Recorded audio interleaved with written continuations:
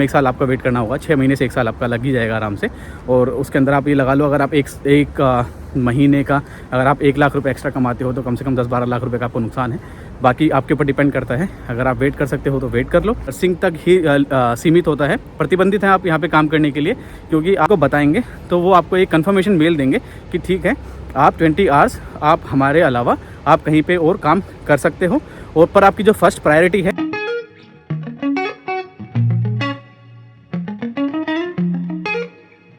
Hello, हाँ जी नमस्कार, मेरा नाम है संदीप चौहान, आप देख रहे हैं चौहान यूके वाइब्स।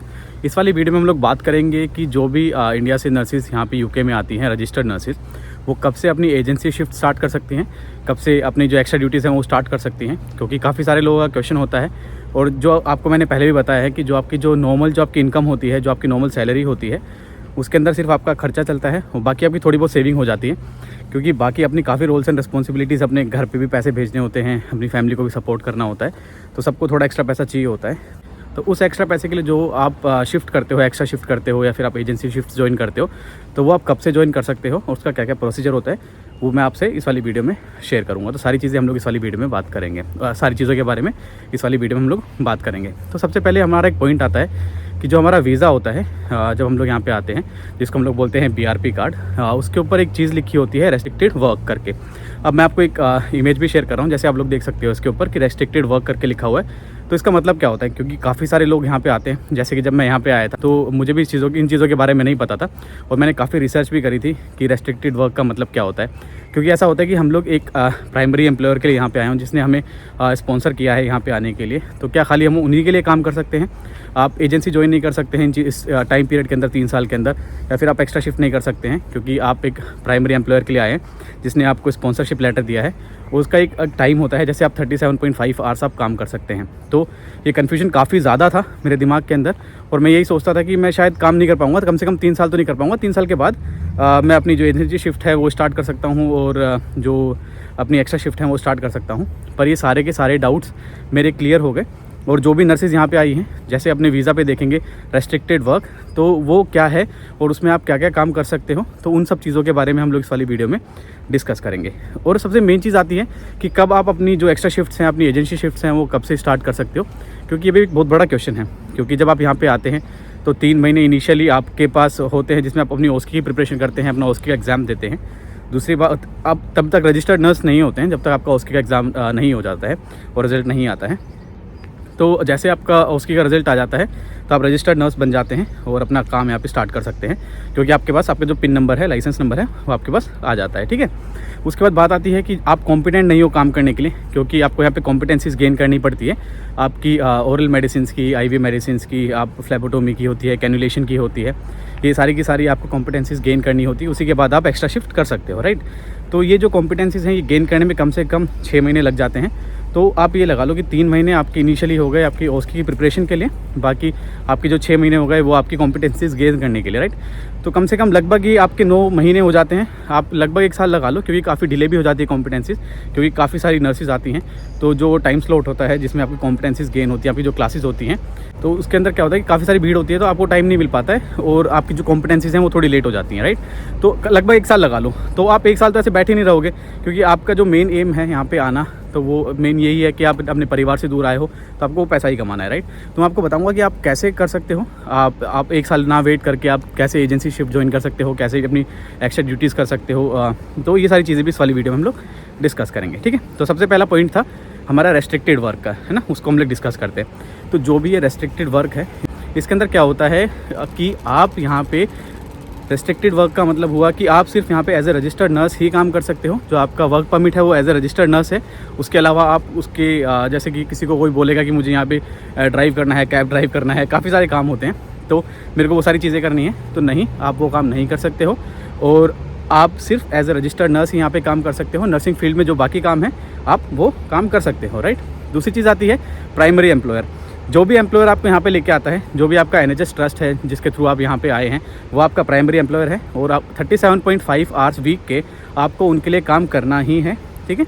दूसरी चीज़ें आती हैं कि सेकेंडरी एम्प्लॉयर। अब आता है सेकेंडरी एम्प्लॉयर, जैसे कि मैंने कोई एजेंसी शिफ्ट ज्वाइन कर ली है, मैंने कोई एजेंसी ज्वाइन कर ली है जिसके लिए मैं काम करता हूँ, और जो मेरा प्राइमरी एम्प्लॉयर है वो मेरा हॉस्पिटल है। तो 37.5 आवर्स मेरे को वीक के अपने प्राइमरी एम्प्लॉयर को देने पड़ेंगे, वो मेरी प्रायोरिटी रहेगी, क्योंकि मैं उस चीज़ के लिए उनको मना नहीं कर सकता हूँ, क्योंकि वो ही मेरे स्पॉन्सर्स हैं। दूसरी चीज़ आती है कि क्या मैं एजेंसी शिफ्ट कर सकता हूँ? हाँ, हम लोग एजेंसी शिफ्ट कर सकते हैं, और उसके अंदर ऐसा होता है कि आपको 20 आवर्स मिलते हैं पर वीक के। आप 20 आवर्स अपनी एजेंसी शिफ्ट है वो कर सकते हैं, तो आपको 37.5 आवर्स अपने प्राइमरी एम्प्लॉयर के लिए काम करना है, बाकी आपके पास 20 आवर्स होते हैं जो कि आप एक्स्ट्रा काम कर सकते हैं और वहाँ पे अर्निंग कर सकते हैं, राइट। तो रेस्ट्रिक्टेड वर्क का मतलब यही होता है कि आप सिर्फ नर्सिंग का ही काम कर सकते हैं, उसके अलावा कुछ भी काम नहीं कर सकते हैं। सबसे बेस्ट ऑप्शन ये है, आपने जैसे मेरी वीडियो देखी, मैंने आपको इन्फॉर्मेशन दी है इन चीज़ों के रिगार्डिंग, फिर भी अगर आपको एजेंसी ज्वाइन करनी है तो सबसे बेस्ट ऑप्शन ये होता है, जिस भी एम्प्लॉयर के थ्रू आप आए हैं या फिर अपने हॉस्पिटल के थ्रू आए हैं, अगर आपको एजेंसी शिफ्ट करनी है या फिर केयर होम में जाना है, केयर होम एजेंसीज़ अलग होती हैं, हॉस्पिटल की एजेंसीज़ अलग होती है, रेजिडेंशियल होम्स की एजेंसीज़ अलग होती हैं, सबका अलग अलग पे रेट होता है। और कैसे अप्लाई करना है, आप जैसे इंटरनेट पे जाएंगे, आपको सर्च करना है कि आसपास में आपकी कोई एजेंसी है जो कि रजिस्टर्ड नर्स को हायर कर रही है, तो आप सर्च करेंगे तो आपको फॉर्मेलिटीज़ वहाँ पे आपको पूरी बता दी जाएंगी, कैसे कैसे क्या करना है, ठीक है। तो वहाँ से आप जाके इसको ज्वाइन कर सकते हैं। तो जैसे मैंने आपको बताया कि आप उनको 20 आवर्स पर वीक आप दे सकते हैं, तो ये हो गया 37.5 आवर्स आपका प्राइमरी एम्प्लॉयर, और जो आपकी एजेंसी होगी फिर वो आपका सेकेंडरी एम्प्लॉयर होगा, तो उसको आप अपने 20 आवर्स दे सकते हैं। पर जो आपकी प्रायोरिटी रहेगी वो हमेशा आपकी प्राइमरी एम्प्लॉयर की रहेगी, सेकेंडरी एम्प्लॉयर की नहीं रहेगी। तो जो आपकी शिफ्ट्स हैं वो आपको हमेशा प्राइमरी एम्प्लॉयर की पहले फुलफिल करनी है, उसी के बाद आप अपनी सेकेंडरी एम्प्लॉयर के लिए जा सकते हैं।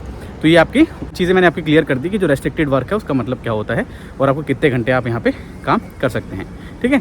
दूसरी चीज़ आती है कि जब तक आपने कॉम्पिटेंसीज गेन नहीं करी हैं, जब आप हॉस्पिटल में आते हैं तो आपके ओरल मेडिसिन की कॉम्पिटेंसीज होती हैं, आईवी मेडिसिन की कॉम्पिटेंसी होती है, कैनुलेशन की होती है, फ्लेबोटोमी की होती है। ये इसमें गेन करने में 6 महीने से साल भर भी लग जाता है। तो जब तक आप ये गेन नहीं करते हैं तो तब तक आपको क्या करना है, तो कैसे आप उस समय को यूटिलाइज़ कर सकते हैं, जो आपका 1 ईयर है और 6 मंथ है, उसको आप कैसे यूटिलाइज़ कर सकते हैं और उसके अंदर एक अच्छा आपका जो इनकम है वो कैसे बना सकते हैं। तो क्या है, जब भी आप किसी एजेंसी को ज्वाइन करते हैं, या जैसे कि मानो आपने कोई केयर होम ज्वाइन किया है या फिर आपने कोई एजेंसी ज्वाइन की है जहाँ पे आपको काम करना है, तो वो आपको कुछ कॉम्पिटेंसीज देते हैं जो कि आपकी ऑनलाइन लर्निंग होती है, ई लर्निंग होती है, वो कुछ या 2 या 3 दिन की होती है।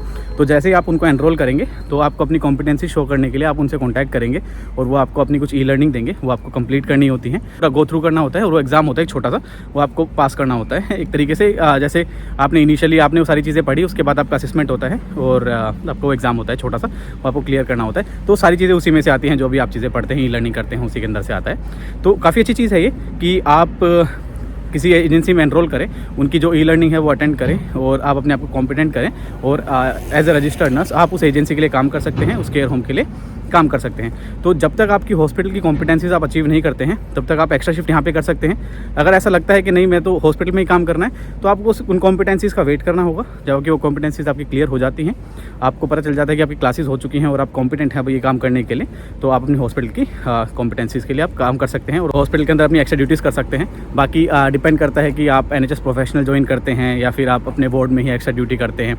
काफ़ी सारे हॉस्पिटल में NHS प्रोफेशनल से नहीं होता है, तो आप नॉर्मल अपने वार्ड में भी एक्स्ट्रा ड्यूटी कर सकते हैं। वीकेंड में आपके अलग पैसे मिलेंगे, इन चीज़ों में आपके अलग पैसे मिलेंगे, आपकी नाइट शिफ्ट के अलग मिलते हैं और बैंक हॉलीडेज़ के आपको अलग पैसे मिलते हैं। तो ये चीज़ें मैंने आपको बता दी। तो आपका पहला डाउट क्लियर हो गया है कि आपका जो रेस्ट्रिक्टेड वर्क है वो सिर्फ नर्सिंग तक ही सीमित होता है, प्रतिबंधित है आप यहाँ पे काम करने के लिए, क्योंकि आप एज ए नर्स यहाँ पे आए हैं तो आप एज ए नर्स यहाँ पे काम कर सकते हैं। आप 3 साल तक और कुछ भी काम नहीं कर सकते हैं, पर आपको कुछ और काम करने की ज़रूरत भी नहीं पड़ेगी, क्योंकि नर्सिंग के अंदर काफ़ी अच्छा पैसा है और आप एजेंसी शिफ्ट अपनी ज्वाइन कर सकते हैं। पर मैं आपको एक चीज़ ज़रूर कहूँगा, ये सारी चीज़ें ज्वाइन करने से पहले, एजेंसी ज्वाइन करने से पहले एक बार अपने एम्प्लॉयर से ज़रूर कांटेक्ट करें, अपने HR में ज़रूर कांटेक्ट करें, उनको एक ईमेल डालें कि अपना इंटरेस्ट बताएं उनको कि मेरे को बाहर काम करना है, मेरे ओवर टाइम मेरे को करना है। तो आप जब उनको बताएंगे तो वो आपको एक कंफर्मेशन मेल देंगे कि ठीक है, आप 20 आवर्स आप हमारे अलावा आप कहीं पे और काम कर सकते हो, और पर आपकी जो फर्स्ट प्रायोरिटी है, जो आपकी जो प्रायोरिटी है वो आपका प्राइमरी एम्प्लॉयर है, यानी कि हम लोग हैं। उसके बाद आपके पास जो आपके जो एक्स्ट्रा 20 आवर्स हैं, ये आप हमारे यहाँ से आप एक्स्ट्रा जाके काम कर सकते हो। आप NHS के बाहर भी काम कर सकते हो, पर आपको एज ए रजिस्टर्ड नर्स ही काम करना है, एजेंसी के लिए काम कर सकते हो। तो सबसे अच्छी चीज़ है आप उनको प्लीज़ कांटेक्ट करें और आप उनसे ये कंफर्मेशन मेल लें। तो कल को कुछ भी लीगल कुछ भी चीज़ें होती हैं तो आपके पास एटलीस्ट वो मेल है शो करने के लिए कि मैंने मेरे एम्प्लॉयर से चीज़ें पूछी थी और मेरे पास टोटल परमिशन है ये काम करने के लिए। तो प्लीज़ मेक श्योर करें, जो भी ये वीडियो देख रहे हैं और जिनको ये काम करना है, एजेंसी का काम करना है, तो आप एम्प्लॉयर को कॉन्टैक्ट करें, 20 आवर्स की उनसे परमिशन लें और उसके बाद ही अपना जो एक्स्ट्रा शिफ्ट है उसको आप ज्वाइन करें और जैसे मैंने आपको बताया है कि आपकी जो एक्स्ट्रा इनकम है वो काफ़ी अच्छी हो जाएगी। और जैसे कि अगर आप कॉम्पिटेंसीज़ का वेट करते हैं तो वो कम से कम 1 साल आपका वेट करना होगा, 6 महीने से 1 साल आपका लग ही जाएगा आराम से। और उसके अंदर आप ये लगा लो, अगर आप एक महीने का अगर आप 1 लाख रुपए एक्स्ट्रा कमाते हो तो कम से कम 10-12 लाख रुपए का आपको नुकसान है। बाकी आपके ऊपर डिपेंड करता है, अगर आप वेट कर सकते हो तो वेट कर लो, अगर आप वेट नहीं कर सकते हो तो आप एजेंसी के अंदर एनरोल कर लो और जो आपकी एक्स्ट्रा इनकम है आप उसके लिए कर सकते हो। पर मैं फिर से आपको यही बात कहूँगा कि अपने एम्प्लॉयर से ज़रूर कॉन्टैक्ट करें और उनको एक बार एक ईमेल डालें कि मेरा जो बाहर काम करने का थोड़ा इंटरेस्ट है और 20 आवर्स में क्या बाहर काम कर सकता हूँ। आप उनसे कन्फर्मेशन लेके आप एज ए रजिस्टर्ड नर्स बाहर काम कर सकते हैं उनके ईमेल के कन्फर्मेशन के बाद। तो उम्मीद करता हूँ आपको ये वाली वीडियो काफ़ी पसंद आई होगी। और जो लोग भी यूके आए हैं और वो ये चीज़ देख के डर रहे हैं कि रेस्ट्रिक्टेड वर्क लिखा हुआ है इसका मतलब क्या होता है, तो ये सारी चीज़ें इस वाली वीडियो के अंदर क्लियर हो गई है कि आपका जो रेस्ट्रिक्टेड वर्क है उसका मतलब क्या होता है, क्योंकि इनिशियली मुझे भी इन चीज़ों के बारे में नहीं पता था। और बस उम्मीद करता हूँ आपको ये वाली वीडियो पसंद आई होगी। तो अपनी मिलते हैं नेक्स्ट वाली वीडियो के अंदर। थैंक यू सो मच, आपने हमें इतना टाइम दिया, धन्यवाद।